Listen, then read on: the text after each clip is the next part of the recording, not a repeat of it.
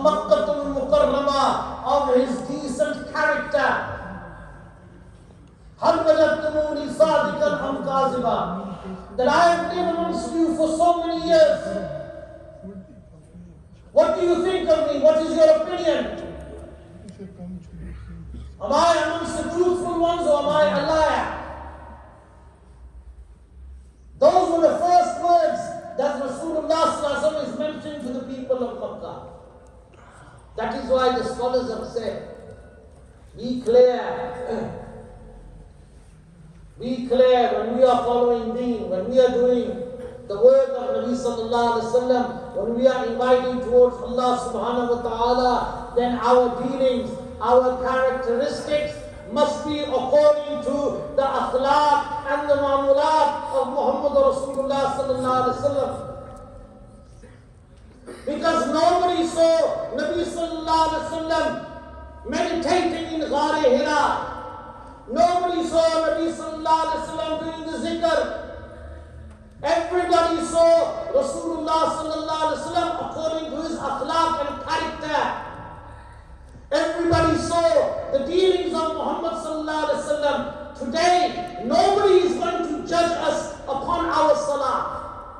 Nobody is going to judge us upon our zikr, upon our talking. Nobody is going to judge us upon our knowledge.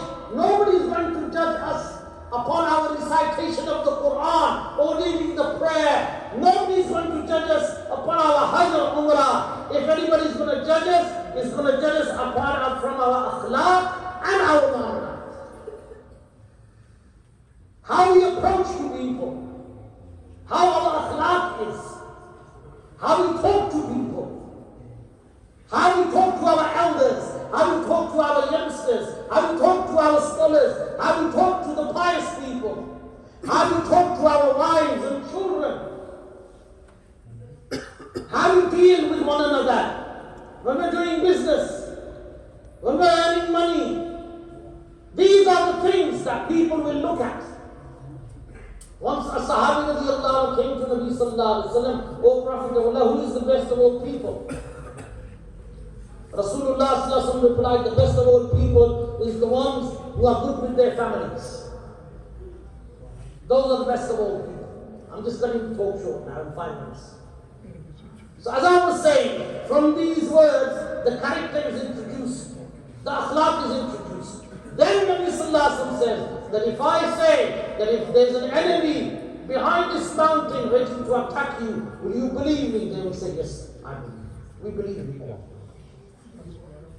After the people of Makkah, when they replied to Nabi sallallahu alaihi wasallam, according to his beautiful character and according to his dealings and akhlaq, then Nabi sallallahu alaihi wasallam said that I am the Prophet of Allah and I invite you towards the oneness of Allah. Believe in the oneness of Allah and you will be saved from the wrath of Allah.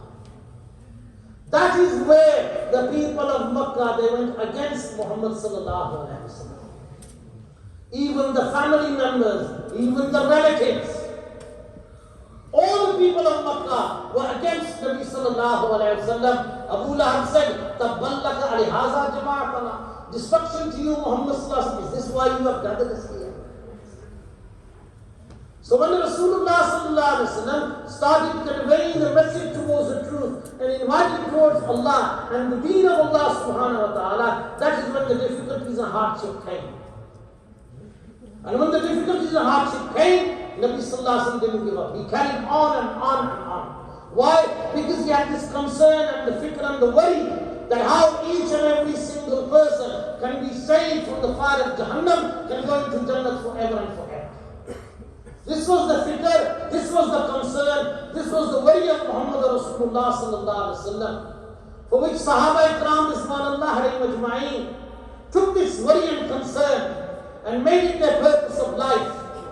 And today, my dear brothers, deed we have in our lives. We are sitting in the houses of Allah subhanahu wa ta'ala. We are reciting the Quran. We know about deen and Islam. We go to Hajj and Umrah. We hear so many talks. Why? And Islam is coming to all 4 corners of the world due to the sacrifices and the hardship of Sahaba Ikram, the companions of Muhammad Rasulullah sallallahu alaihi wasallam. That is why Allah subhanahu wa ta'ala labeled them in the Quran. أولئك هم المفلحون أولئك هم الصادقون أولئك هم الراشدون أولئك هم المؤمنون حقا. All these ayat explaining the virtues and the great actions of the companions of Muhammad sallallahu alaihi wasallam who followed Rasulullah sallallahu alaihi wasallam in every aspect of life. So therefore, alhamdulillah, the work of Dawud and Tabligh, my dear brothers, is just basic purpose. Getting deen into our lives, practicing deen into our lives 100%, and inviting others and making effort upon each and every individual on the face of this earth, so that each and every individual gains this worry and concern and saves everyone from the fire of Jahannam and going to Jannah forever and forever. That is why it says that you should spend 4 months in a lifetime to learn the effort of Nabi sallallahu alaihi wasallam. That how deen can come into our life, how deen can come into the life of every single individual, and how every single individual can do the effort of Muhammad sallallahu alaihi wasallam and to go into all 4 corners of the world to spread deen and to do this work forever and forever until you die. So who is ready for 4 months, mashallah?